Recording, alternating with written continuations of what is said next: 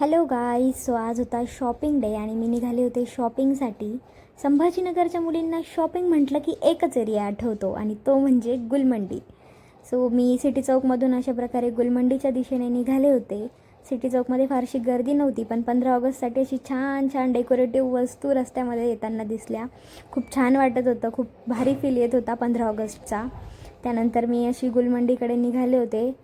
का काय माहीत, एरवी फार गर्दी असते गुलमंडीला, पण या दिवशी अजिबात गर्दी नव्हती. सो थोडासा आनंद पण झाला होता की चला आज गर्दी नाही आहे, सगळं काही निवांत बघता येईल. मग थोड्याशा वस्तू, थोडेसे हे असे ब्लाऊज वगैरे मी बघितले रस्त्यामध्ये, थोडीशी शॉपिंग केली आणि त्यानंतर मग गुलमंडीकडे निघाले. गुलमंडीमध्ये खूप सारे शॉप्स आहेत वेगवेगळे एक्सप्लोअर करण्यासाठी.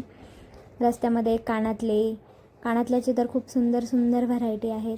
मी पहिले इथं गेले होते, पण इथं मला काही कानातले आवडले नाही, म्हणून मी दुसऱ्या शॉपवर गेले. इथं खूप सारी व्हरायटी होती. मला घ्यायची होती काश्मीरी इयरिंग्स आणि त्यात खूप सुंदर सुंदर व्हरायटी होती. थोडंसं कन्फ्युजन पण होत होतं की कोणते घेऊ कोणते नको. सो हे दोन मला आवडले होते, त्यातले मी एक चॉईस केल्यानंतर कळतच नव्हतं, दोन्ही पण इतके सुंदर होते की दोन्ही पण घेऊ वाटत होते.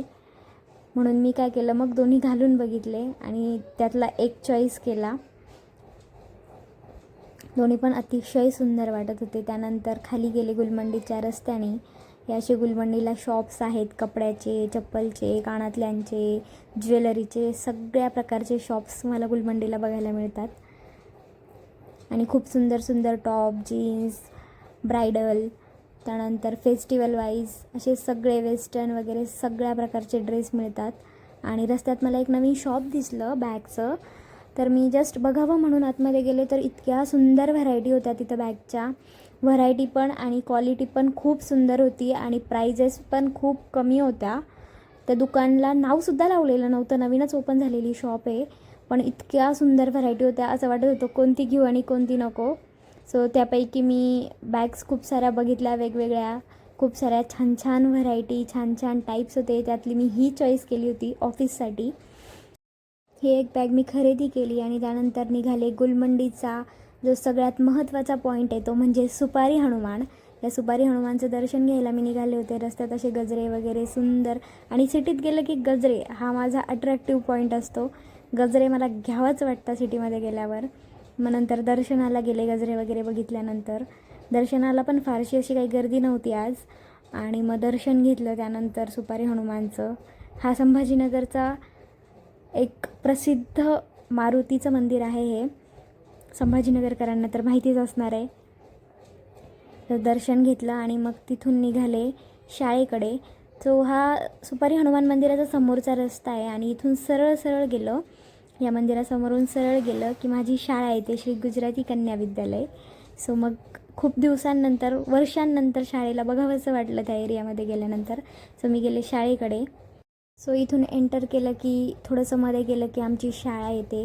शाळेकडे गेल्यावर खूप साऱ्या शाळेच्या आठवणी ताज्या झाल्या, जिथं आम्ही बसायचो, खेळायचो, मैत्रिणींसोबत गप्पा, हे सगळं आठवत होतं. हा सकाळीचा रात्रीचा व्ह्यू होता शाळेचा, आणि सगळंच बालपणच आठवलं शाळेकडे गेल्यानंतर. हे दुकान होतं स्टेशनरीचं, जिथून आम्ही स्टेशनरी खरेदी करायचो. या मंदिरात आम्ही शाळेत सुटलं की थोडंसं बसायचो. त्यानंतर मी गेले एका शॉपवर, कामधेनू नावाच्या, जिथं की सगळ्या रेंटल वस्तू भेटतात शाळेच्या मुलांसाठी, जिथून मी सुद्धा माझ्या बालपणी काही रेंटवर कपडे वगैरे काही घ्यायचं असलं तर तिथून घ्यायचे.